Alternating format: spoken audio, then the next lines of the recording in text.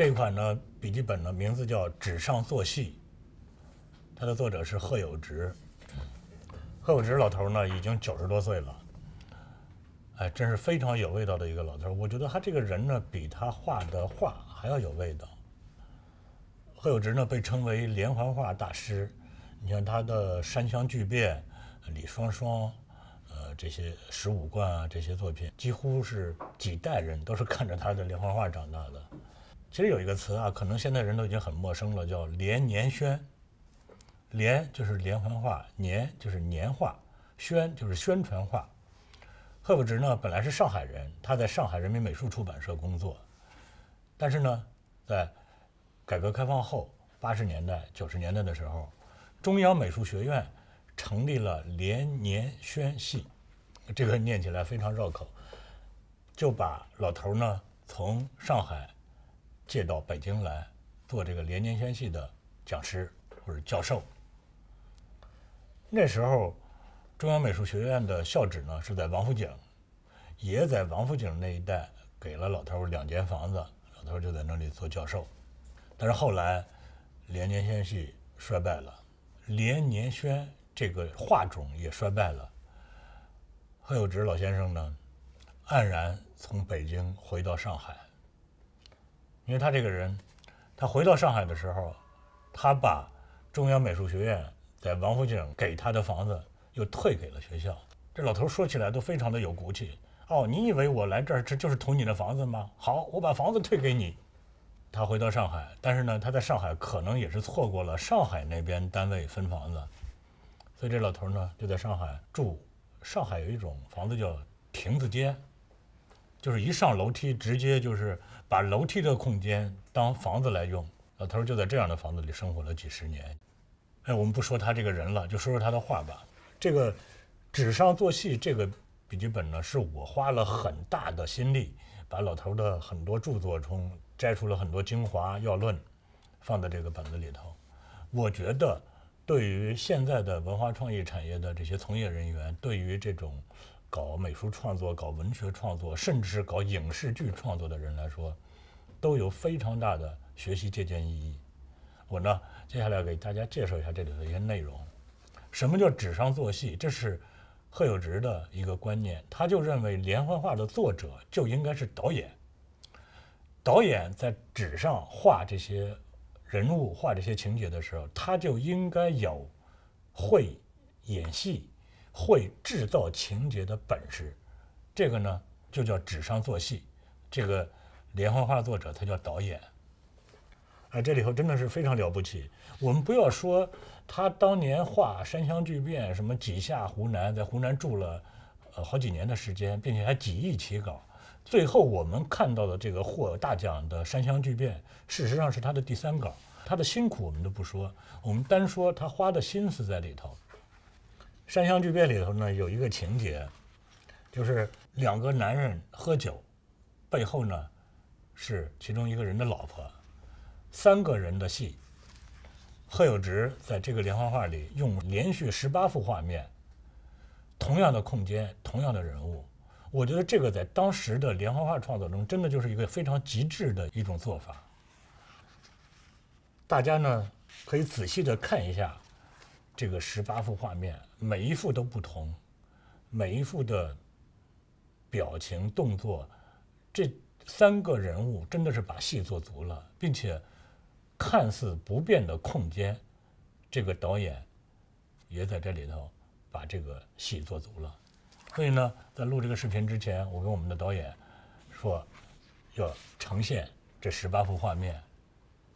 我们的徐老师就说，这其实就是一个影视剧的分镜头的一个脚本。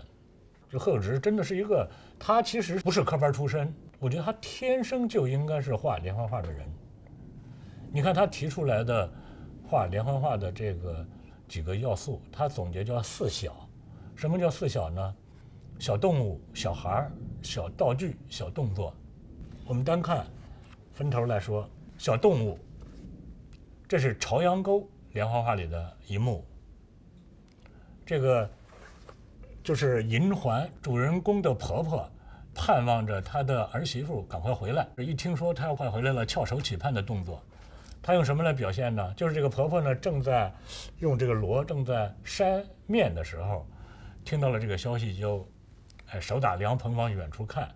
贺有直用一个什么小动物呢？就是一个鸡，这个鸡呢来吃这个婆婆这箩里的这个食物，用这个小动物来表现这个婆婆已经就是顾不上手里的这个活了，只顾着去找她的儿媳妇了，就是这样的一个心态就给描述出来了。包括这一个连续的画面，这是2个农村妇女在聊天儿。贺有直是要通过这个画面来展现其中一个女主人公叫李双双，她的性格。李双双是什么性格？就是非常泼辣、非常豪爽的一个性格。她怎么来表现呢？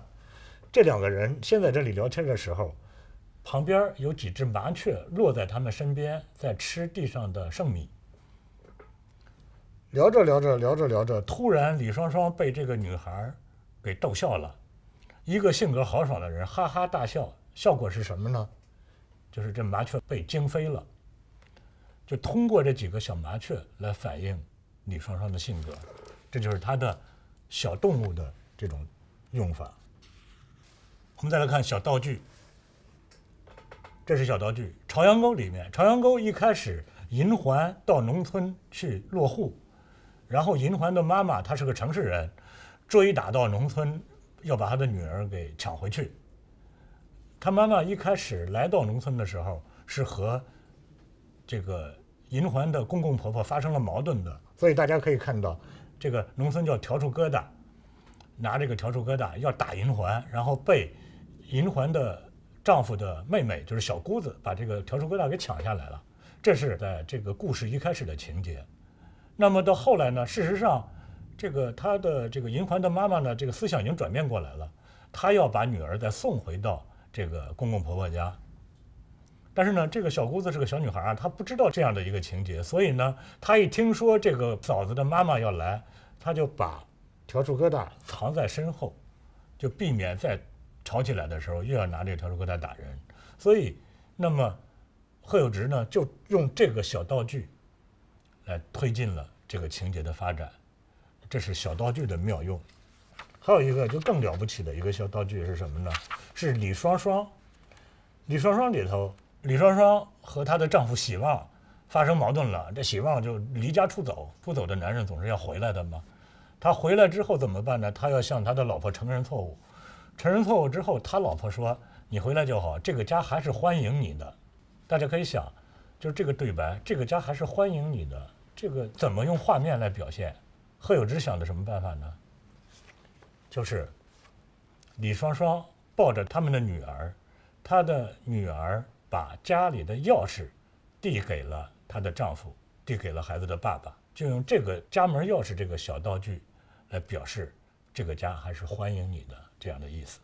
贺有直所说的4小呢，还有一个是叫小孩儿。大家可以看这4幅画面，这4幅画面呢也是李双双这个连环画里的2个妇女在聊天，一个妇女在开导另外一个妇女，开导的时间很长很长。这个很长很长的时间用什么来表现呢？贺有直用小孩来表现。李双双和她的女儿来到这个妇女家来劝她，在劝的过程中，劝着，这小孩呢一开始还在大人身边磨蹭闹，最后小孩睡着了。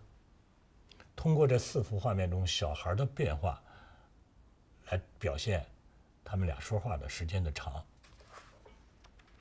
还有一个叫小动作，这个呢是贺有直画15贯的时候，这个15贯里的老蛙鼠，他是一个喜欢赌博的泼皮无赖，赌博输的分文皆无，然后呢这个又特别的饿，特别的馋，最后才看到了钱财，才谋财害命。